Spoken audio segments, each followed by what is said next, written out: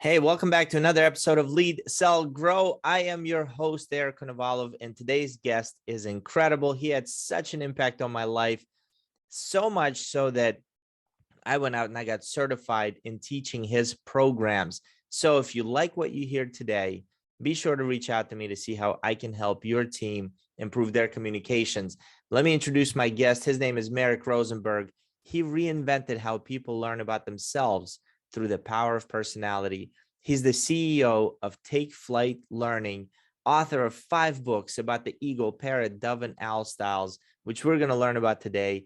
Merrick and his organization have worked with more than half of the Fortune 100 companies in the United States and in the world. So without any further ado, I'm going to welcome Merrick to the show and hope you like what you hear. Merrick, welcome to the show. It's so good to finally meet you in person. This is the first time we meet. Yeah, I'm excited. It's great to be here, Eric. Yeah, and for those of you guys who have followed me for a while, you've heard me talk about DISC, you've heard me talk about the birds, and it's been a game changer. I've been certified through DISC, Merrick, for years, but I just got the Take Flight with DISC certification with Julia, my wife, I don't know, maybe 7 months ago or so. Awesome. Welcome aboard. Thank you. Thank you. And you are the creator of it. Can you just share with us a little bit about your background? I know you're like a black degree in some crazy martial arts. Talk to just so the audience knows who's Merrick and how did you start this company? I was working at a company and, I realized I was working as a consultant and I realized you can change workflow, you can reorganize this department, but people aren't getting along. And if you don't work on culture, then what are we really doing? And I went back, got an MBA, and while I was working on my MBA, I discovered team building. And at the time, there were literally only a half a dozen team building firms in the United States. It was the very beginning of the industry. And I thought, wow, you could get paid to play games with people. What a country. So I thought I could do that. So I started a team building company, had a blast doing that, discovered the DISC styles a couple years in, and just loved teaching people about personality, and then wrote a few books about the styles, linked them to 4 birds, and it's just been a blast, having a great time doing it. Wow. And now, I mean, you've spoken at some of the largest companies out there. Can you name a few where you've presented? Oh, sure. Absolutely. Companies like NBC Universal. I mean, it could be anywhere from like AT&T to the Army, the Navy, the Air Force, the Homeland Security. I've worked with more than half of the Fortune 100 companies. So it's I've spoken in 47 states. I only got 3 to go. So almost there. That's just so huge. And by the way, I have a few of your books right here. We're going to read this one with the kids. I got 2 sons. This book is a game changer, The Chameleon. Pick it up. It's about birds that are living in a forest and how different personality styles need to communicate and what we miss in our communications approach. It truly is a game changer. I got to tell you, so I'm a parrot eagle. If you're just watching, right? So this is kind of my 2 dominant personality styles. Julia, she is a owl and a dove.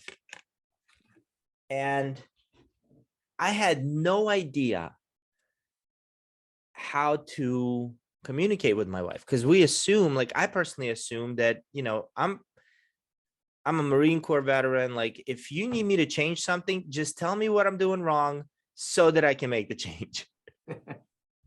And I assume that's very direct with her dove part of her, who's very soft-spoken. Yes. And then it was the silent treatment. Talk to me about what I was doing wrong.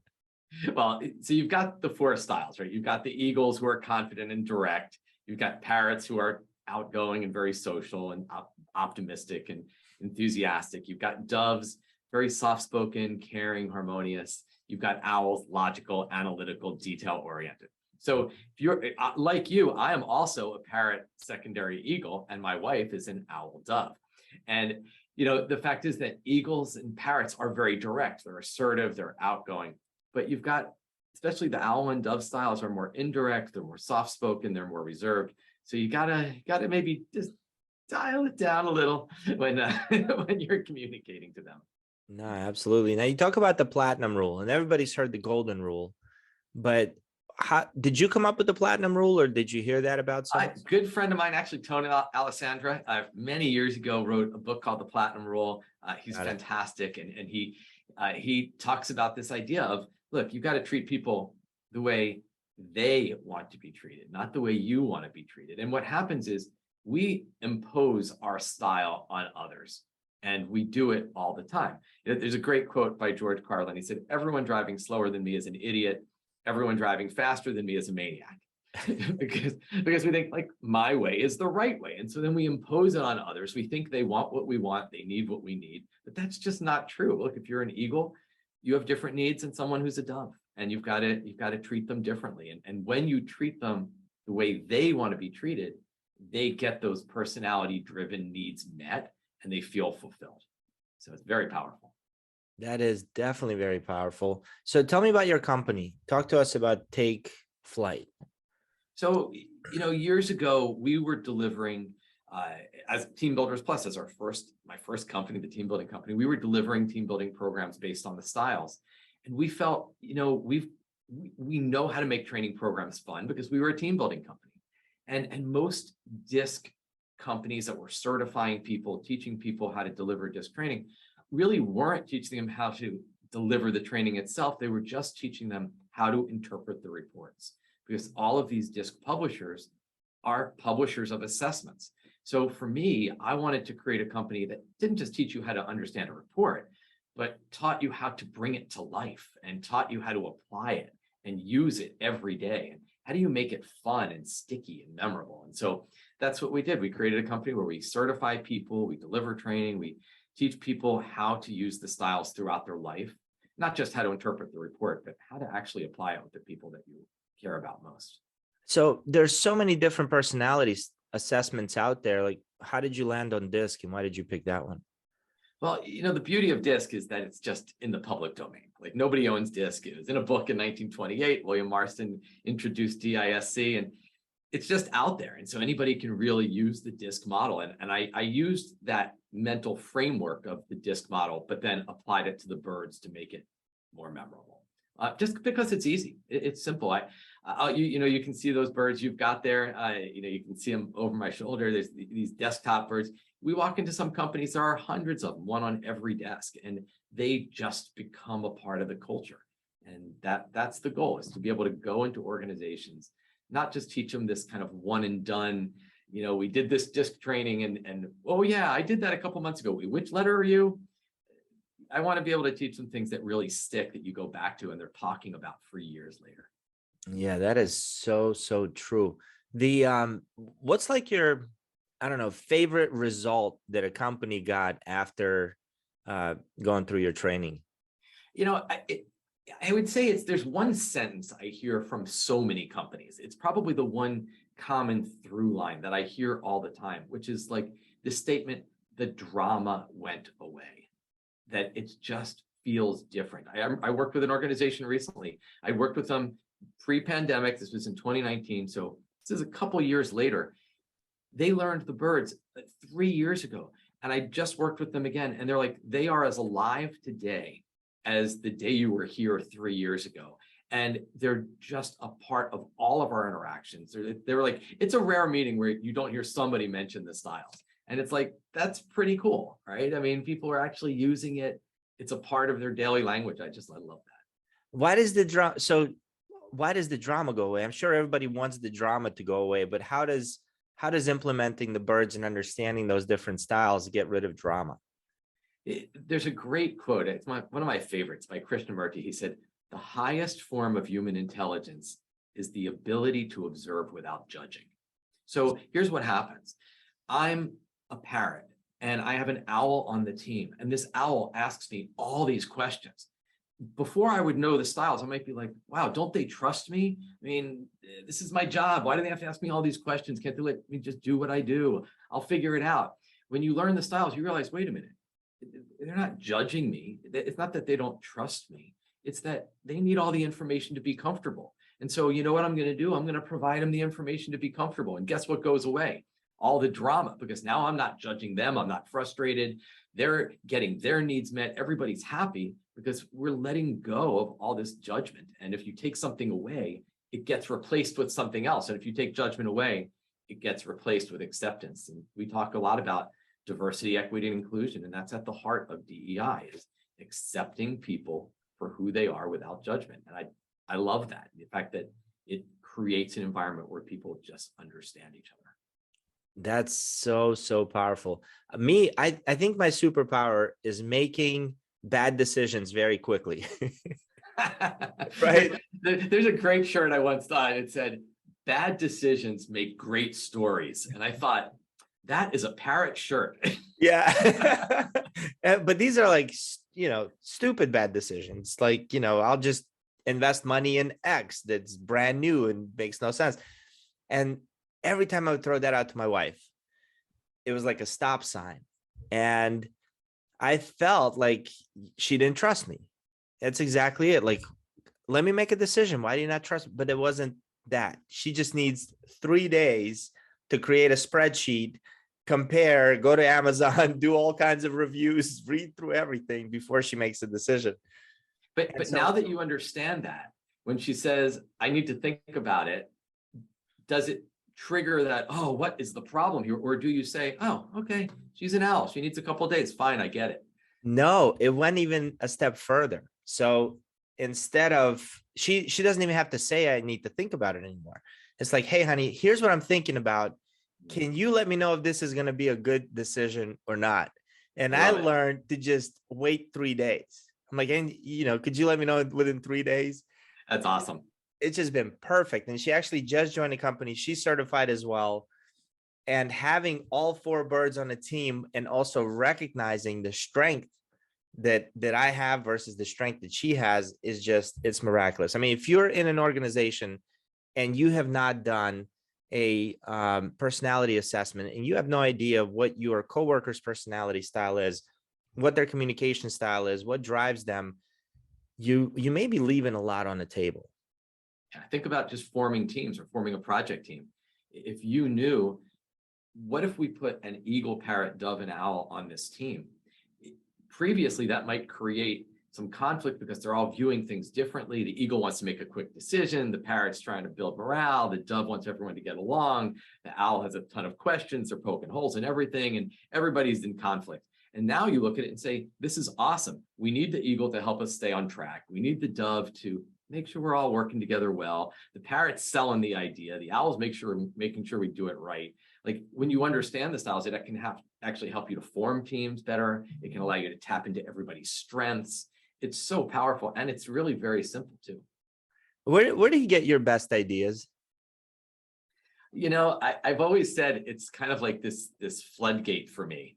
I'm like, I wonder if we were talking beforehand, we're creating, we have something big coming that we've never done before. Like, for example, just the birds themselves, and then I'll share what's coming that's big. I was writing a book at the time, and I thought, oh, I just wish the styles were more visual. I mean, people aren't going to remember the D and the I. And I kept trying to say the dominant D and the enthusiastic I. And like, I wish they were visual. And just within a second, it's like, when you're in that space of creativity, it flows in. And I just was like, well, what would we call the D? That's an eagle. What's the I? That's a parrot. So the first, like, you didn't like the D. The first thing that came in was the eagle, parrot, dove, and owl. Within about 15 seconds, I thought, well, what would I symbolize them with? How about birds? And then eagle, parrot, dove, and owl, 10, 15 seconds. And I was like, I stopped writing the book I was writing, which kind of annoyed me because I put a couple months into it, and then wrote Taking Flight. Oh, wow. I was hoping for a more interesting story. I thought maybe you had dogs at first, you have your German Shepherd. I do have a parrot, actually, and that could have been the impetus to utilizing birds. But the ideas are just, it's when you're open to that space. Like I recently I was thinking, wouldn't it be great to teach the birds in such a visual way? And coming up next year, I just finished shooting. We've got a movie coming out. It's called Bird Brains Inc. And it'll be a short film, and it's actually going to be hilarious. Oh, I can't wait. So can you tell us a little bit about it? Is it like people, or is it cartoony? What is it like? So, I thought, how do you symbolize the birds? I mean, you got to symbolize them. You can't put people in bird costumes. That's just not it. And then I knew what it was, even right from the very first moment I had the idea. And the answer, puppets. And so I actually hired the folks, and you can't, if you're going to do puppets, you have to do them right. We hired the folks, they make puppets for the Muppets, for Saturday Night Live, for Broadway shows like Little Shop of Horrors. These guys are unbelievable, and the puppets are absolutely gorgeous. And so we have a show coming out. It's a movie, and it'll be using the puppets. It's set in this fictitious company called Bird Brains Inc. And it was hilarious filming it. Like, I'm sitting at a desk, and I walk into the office, and there's like an eagle, that's this life-size eagle sitting behind the desk typing at a computer, and he turns around and I'm having a conversation with him. So surreal. That's funny. Who's going to be the ideal, audience for that? It's really organizations, to bring it into companies, to show them how the styles work. And of course, like any good story, they come together, there's a crisis, and all of a sudden, maybe things don't work out as well. But, there is an all-knowing chameleon that's there to teach them about the ways of the personality styles. And of course, hey, if you're going to have puppets, you might as well go for it. So I play guitar, so I wrote a few songs, and they sing about the birds and the puppets and the personality styles. So there's some lessons in there. My favorite, the song in the middle when things aren't going so well is "Things That Annoy Me." So oh, I can't wait to hear that one. What's your favorite line in that? So could you give us a few bars here of things that annoy me? Like the parrot goes, is talking about the owl, and he goes, "They deflate my spirit with uncertainty. These are the things that annoy me." Right? I love Parrots that. are just like, it'll work. What could go wrong? And the owl's like, I have a question for you. Oh my gosh, I love that. And is that going to be for sale on your website? Yeah, we're going to sell it. It'll be for sale on our website. It'll be, companies can show it in training programs. It's really going to bring the styles to life in a way that just have never been done before. Oh my God. Is it going to be available for us, for guys like us to take it? Oh, yeah. Yeah, Oh, absolutely. I can't Yeah, wait. anybody can purchase it. Companies can show it. People who have been certified in our system can show it to their clients. And it's funny, but it has some meaning to it too. They're going to get a chance to learn the styles. I really, really cannot wait to do that. It's really hard to sell yourself, but selling the birds is pretty easy, right? And they're so simple. I mean, they're so simple and obvious. I mean, you think about all the applications from, I know you talk about leadership, you talk about selling, and if you can read someone's style quickly, you're in a sales setting, you can read someone fast, how much easier is it to make that sale? If you're leading people, you can't lead everyone the same. You have to think about who you're leading. And if you can do that, they get their needs met. They're happy. They tend to stay. People tend to stay where they're happy, and they like their boss, and they like the environment. that is such a good point. A couple of things. So as you're talking about a movie, it reminded me of this old school, definitely high eagle sales leader that I kind of worked alongside with. And I'm talking old school. So he thought it'd be a good idea for a sales meeting to watch Glenn Ross. It was the dumbest, like 1980s, Yes. like coffee is for closers. I'm like, what is this? Get out of here. Always be closing, right? Always be closing. Yeah, that was, but I think your movie's going to be a better hit. It's so funny. It's so funny to watch the birds just in action, because the eagle walks in and the eagle's like, all right, everyone, here's what we're going to do. The owl's like, I have questions about your questions. It's just, there's so much going on. And the dove's like, maybe we should all just get along. And the actors are amazing. Like the actors that we got, the puppeteers, have appeared in Sesame Street, on the Muppets, on Broadway, and some TV shows. I mean, they're like we're like, if we're going to do it, you got to do it right. And so people are really going to get to see the styles in action, interacting with each other. I think people are going to see themselves in the story, which is incredibly powerful. Got to go big. So my wife, who's, the owl dove, she's now listening to the book you co-authored about presidents. Yes. And I'm getting that secondhand. And I find it very fascinating, by the way, how there was a shift, because before TV and maybe even before radio, most of the presidents were the owls and the doves, because they could, sit down and communicate via newspaper. Can you talk a little bit about that? I mean, and how how leaders can take advantage of that today. Yeah, I have a TED Talk coming out, and I'm doing a TED Talk in November, and it's called "What If Presidential Elections Are One Big Personality Contest?" And they are. And so what happened was that I noticed in 2016 that I was watching the election, and I thought, look, no politics. This is just about style. Donald Trump, obviously the eagle, Hillary, more analytical owl. And I thought, he's got such big energy. Does that big energy win on a big stage? And there's no bigger stage than presidential election. Like, does the eagle parrot energy beat the doves and owls? So I just started working it backwards. I was just curious. I'm like, wow, that's true through the 2000s. So I kept going. I worked in the 90s and the 80s and the 70s. And I'm like, wow, this is pretty interesting. In the 60s, 50s, 40s, 30s. I went back all the way to 1932. Every time an eagle or parrot goes against a dove or an owl, the eagle or parrot wins. Only time a dove or owl wins, and it only happened a couple of times, is when they go against another dove or owl. And then the next election, they go against an eagle or parrot and lose. So you get like George H.W. Bush, owl, okay, went against Dukakis. An owl was winning that election. They're both owls. But then Bush goes against Clinton, and he's, playing Heartbreak Hotel on his saxophone on the Arsenio Hall show, wearing Wayfarer sunglasses, and it lights out for the owl. Jimmy Carter, same thing. He was a dove. Okay. He was going against Ford, another dove, and a dove's winning that election. But then here comes Reagan with his parrot smile and his humor and charm, and it's game over for the dove. And so what happened was, today, it's almost as if we value this eagle parrot energy in leadership. Whereas prior to 1932, where did we learn about the presidents? Well, we learned about them in the written media, we couldn't see them or hear them. And you know who sounds pretty intelligent in written media? Owls. Owl. And you know who sounds very caring and compassionate, and they talk about values? Dove. The dove. And so, the first 6 presidents were all owls. The 5 presidents leading up to the Civil War were all doves. So it was overwhelmingly doves and owls. There was only one eagle in the first 104 years of the United States, and that was Andrew Jackson. There was only one parrot in the first 104 years, which was Martin Van Buren. So I gotta ask, how do you know that?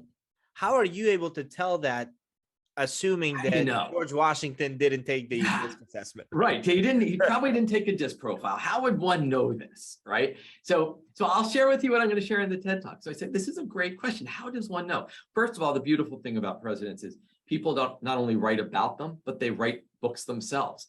In later years, I could watch them in debates. People talk about their personality style. I mean, when you see words like electric and charismatic for Kennedy, he's a parrot. When you see words like domineering and aggressive for LBJ, he's an eagle. When you see Carter, and they say he's genuine and sincere and soft-spoken, he's the dove. So it's actually not that hard. But I'll tell you, if I said to you, somebody, and this is a great skill to learn as a leader in sales, if I were to say to you, all right, I'm going to give you 2 people, gut impulse, right? You probably never met Kevin Hart and Ellen DeGeneres. Right. But I bet, what style do you think they are? Parrots. Right. And it's a gut knowing. You just know that. Yeah. How about Arnold Schwarzenegger, Simone Biles? What do you think? So Arnold Schwarzenegger is going to be the eagle. Yeah. Simone Biles, is she the Olympian? Is that Simone the gymnastics? Gymnastics, yep.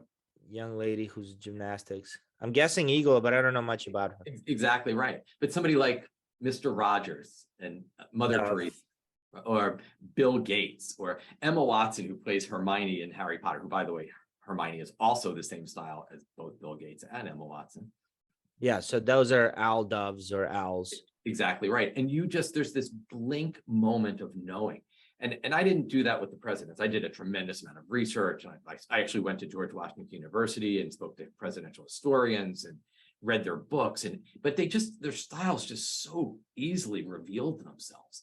I would think Will Smith is a parrot as well, but he's not, is he? I think he definitely has a lot of parrot. Absolutely. Right. Got it. Okay. Awesome. Okay. So that makes the power of that, right? When you can read people's style fast, you go into a sales call, shake their hand. If you walk into a sales call and they go, "Hi there, nice to meet you." All right, that's probably some eagle energy. But if you walk in and say, "Hi, how are you? It's such a pleasure. So would you like some water? tea, juice, coffee, anything? Can I get you something? All right. What style? Dove. You know it. If you walked in and went, hey, how are you? Welcome. So glad you're here. Yeah. Parrot. Let me tell you Right. about my weekend. Right. Right. If I was like, hello, nice to meet you, Merrick Rosenberg. Yeah, no, robot. You're Right. That's more the owl. It's very logical. It's business-like. People reveal themselves in their style so fast. And it's powerful to be able to interpret their style quickly, because if you know their style, now you know how to treat them. And so one of the things you say is that every style can perform pretty much any duty. They just do it differently, right? Or it may take energy, right? So if, in other words, let's say you have a parrot, they're about to stand up and speak in front of hundreds of people. Even beforehand, they're pumped, they're excited, they can't wait to get out there.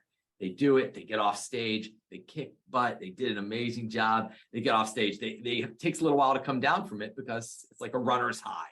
Yep. Okay, but now you have this owl dove who has to walk out in front of hundreds of people. Can they do just as good of a job? Yes, but they're probably going to practice a lot. And it's going to be perfect. And they get on stage and they nail it. But when they walk off stage, how do they feel? Drained.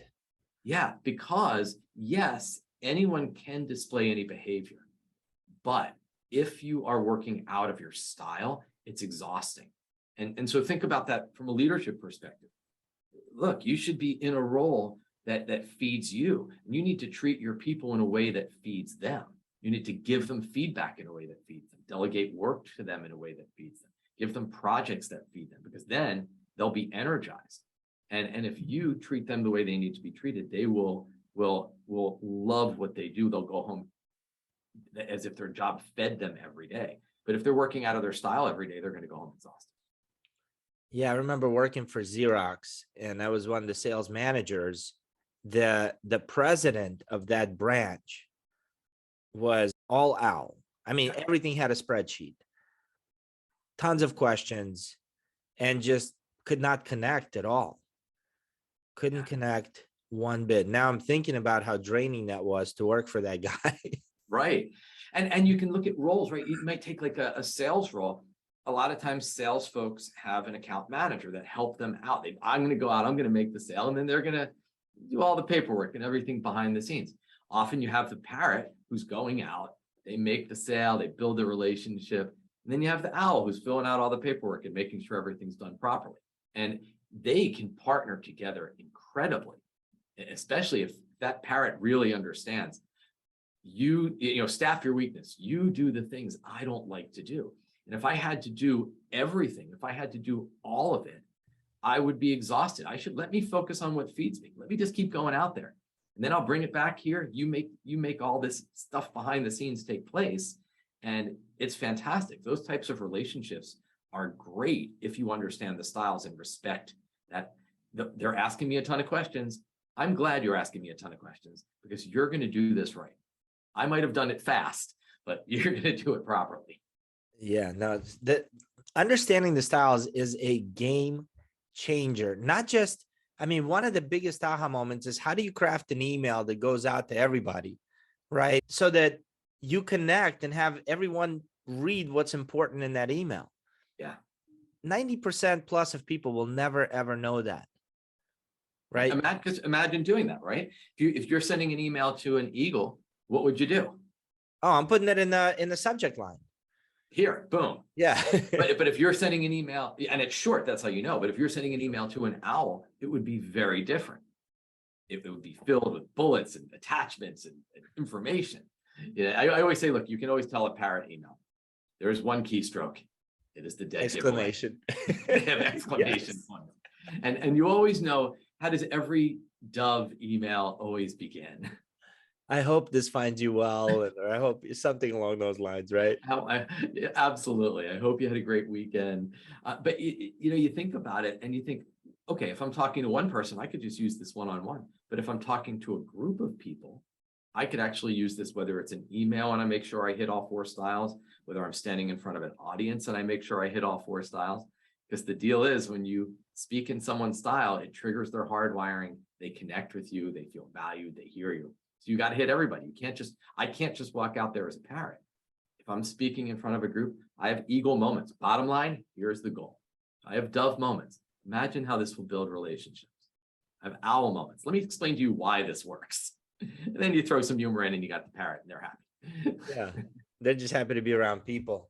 So, Merrick, let me go back to the elections. What does that tell you about the way people vote? Because, I mean, Donald Trump, for example, big eagle, but there were still, there's still different styles that voted for that eagle, right? It wasn't just eagles voting for eagles. Or no, there's no correlation between the style, your style, and the candidate style.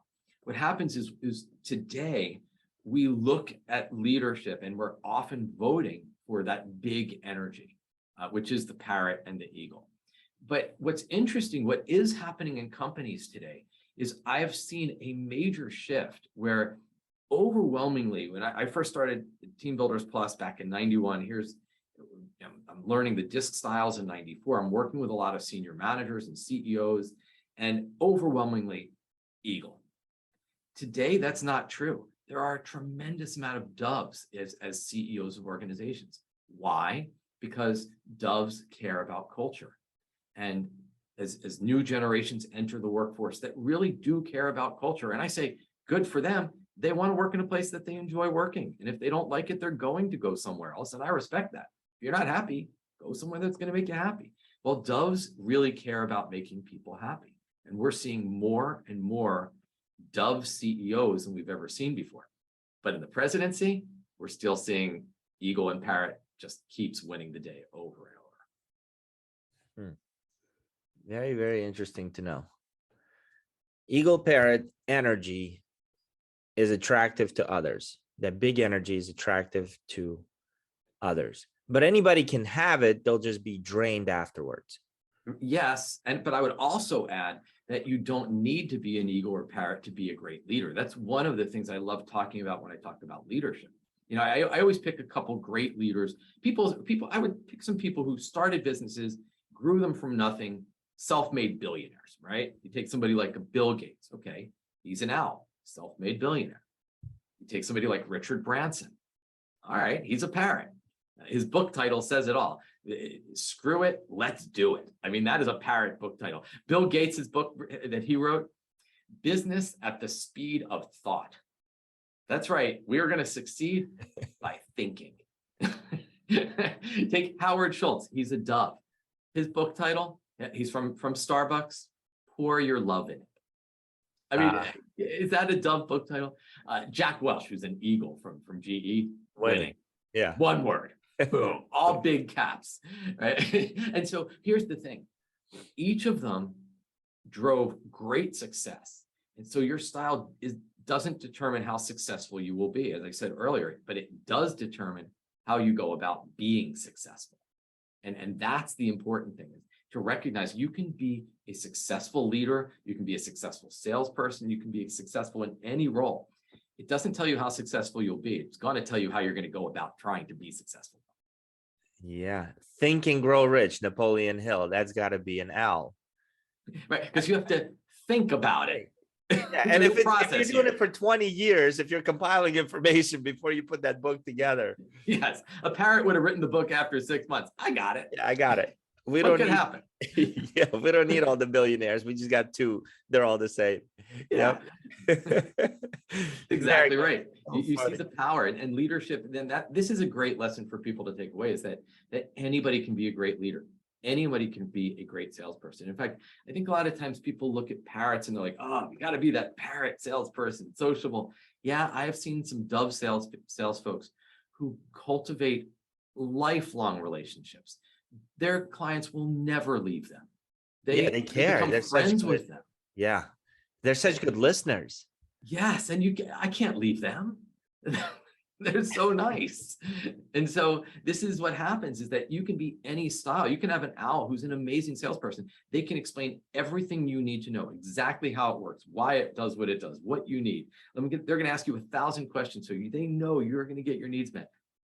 And eagles are great at closing. So anybody could be a great salesperson. They're just going to bring different skills. Yeah. One of the worst things as a sales leader, now that you're mentioning this, is when you have a dove on your team and something went wrong with the delivery of the service or the product, and you know it's going to hurt the company, and the dove is telling you to go talk to higher management on why we need to take a hit to Oh, take they'll care of give our the farm customers. away. Oh, yeah. They're giving away the farm. We have to make them happy. We have to make them happy. Yeah. Yes. But you know what?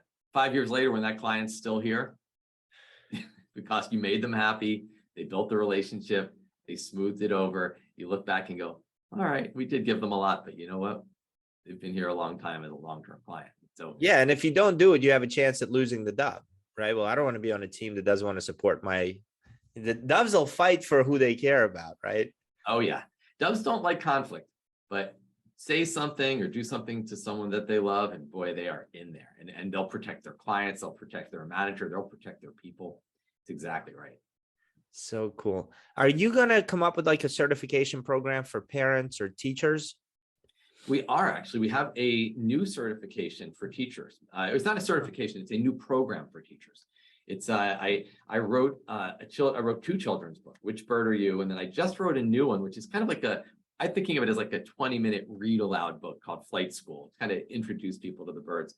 But I just created, it's a 10-session curriculum for teachers to introduce the birds to kids. Because there's one thing I hear more than anything, it's I wish I knew this when I was younger. Yeah. And I got to tell you, so 2 kids, a 13-year-old and a 9-year-old. My 13-year-old is definitely an eagle. Okay. Like eagle. And sometimes, and I feel like for eagles, one of their biggest fears is like being taken advantage of. So that's why they're direct, they're to the point. And if he feels like, I want to do something that may not be in his best interest and he blows up, I just look back and literally this happened like 3 or 4 times already. I just see a little baby eagle, like just sitting there with this little eagle head. And I'm like, he's just being an eagle. I get it. Yeah, I'm not even gonna get mad. if you understand your kids as a parent, it changes everything. I have a brother-in-law and sister-in-law, but one's an owl dove, one's a dove owl. And they have a son. And when he was just a couple months old, I said, this kid is an eagle. I could tell, you can tell their style, even at the youngest age. And I said, this kid is an eagle. And his name is Evan. And I turned to him, I must have turned to my wife. I didn't even remember this. And I turned to her and I said, one day, Evan will rule this land. And so fast forward like 6 years later, it's Thanksgiving at their house. Who's sitting at the table? Evan. And my wife turns to my sister-in-law and says, seriously, you're going to let him sit at the head of the table? And my sister-in-law just looks at her totally exasperated and goes, you don't know. You don't understand. You don't understand. And my wife turns to me. I didn't even remember saying it until she repeated back to me. She goes, Evan is ruling this land. I'm like, yes, he is 6 and he is in charge in his throne, in the nice chair at the head of the table. That is so funny. Yeah, my 13-year-old, he's definitely an eagle and a dove because he's an empath. Like you walk in and he feels your energy. That's a powerful style. Oh, it's so, yeah, he's definitely got a gift. My little one, he's definitely an eagle and a parrot. So yeah, he's running the show everywhere. He walks outside and he's got 50 kids following him wherever he goes. He's making up games.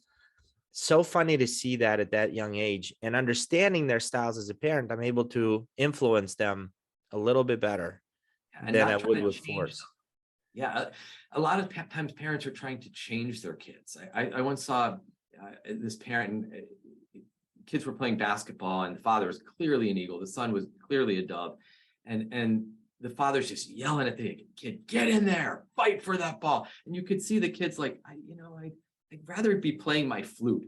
Like I really don't even want to be doing this right now. You signed me up for the sport. Fine, I'll do it.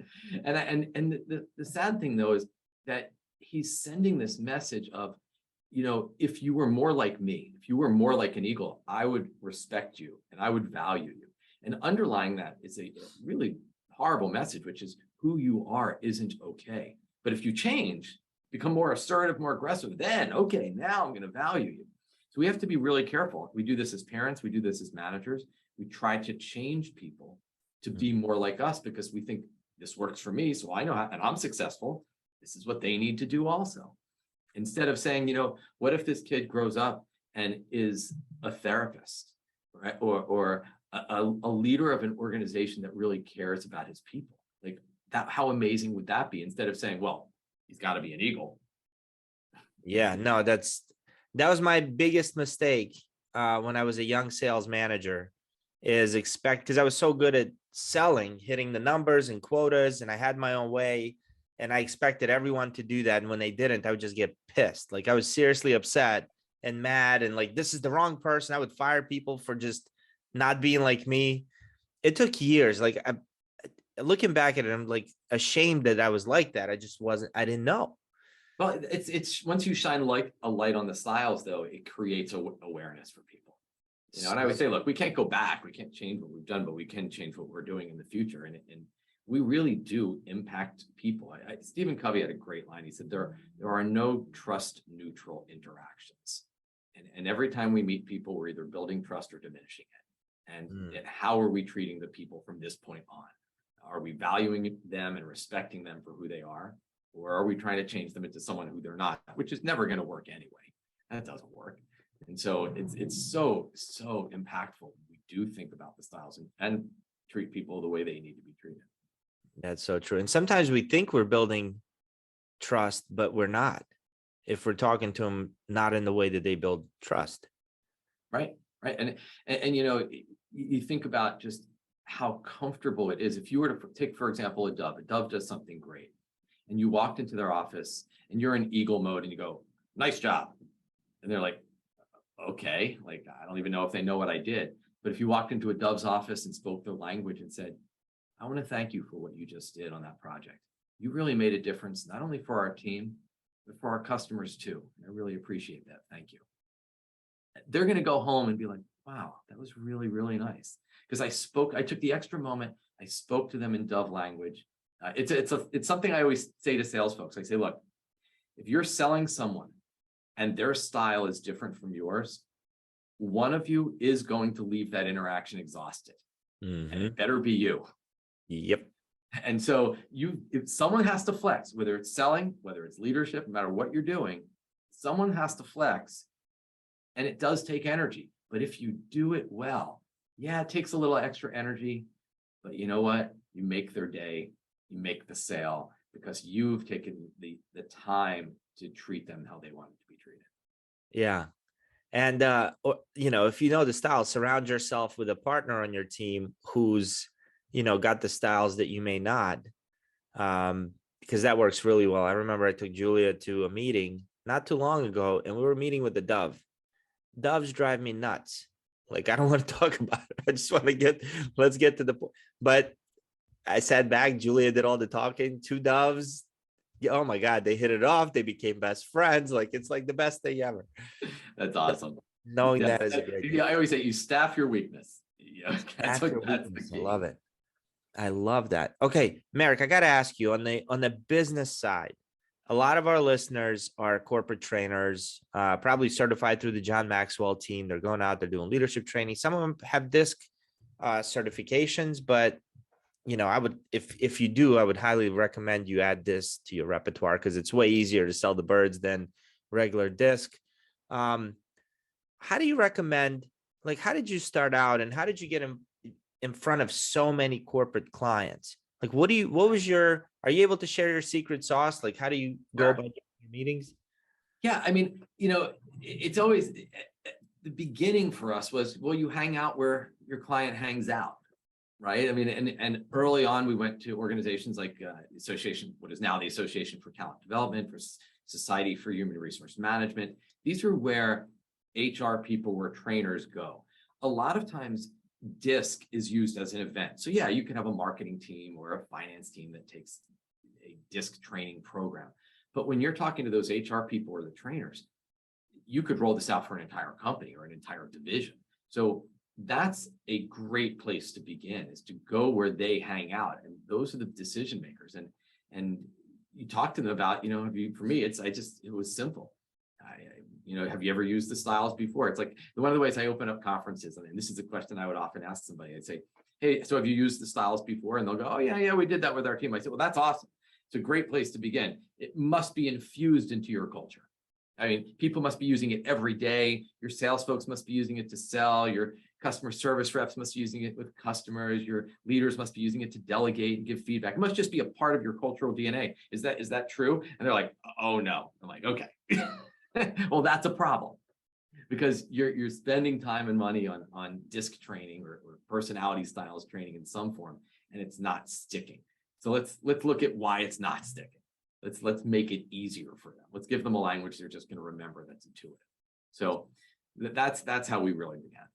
Got it. And then the TED Talk, how did you get on that? TED Talks, I had spoken to some people. I've always wanted to do a TED Talk about personality styles and presidents. And honestly, it's just a matter of sending out some applications to write it very clearly about what makes your talk unique and impactful.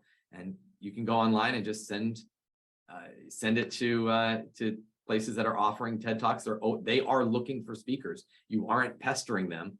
They need speakers, and they're looking for speakers who have new ideas and something that's different. So if you really have something new and different to say, you go online and you just go to the TED website. You can see all the places where TED is holding TEDx events, and you can get an opportunity to speak. Very huge. If I can make one recommendation, I think having this for spouses or for like family specifically, some kind of not a certification, but some kind of hey, family, take the test, learn about personalities would be huge, because I feel like so many people just miscommunicate.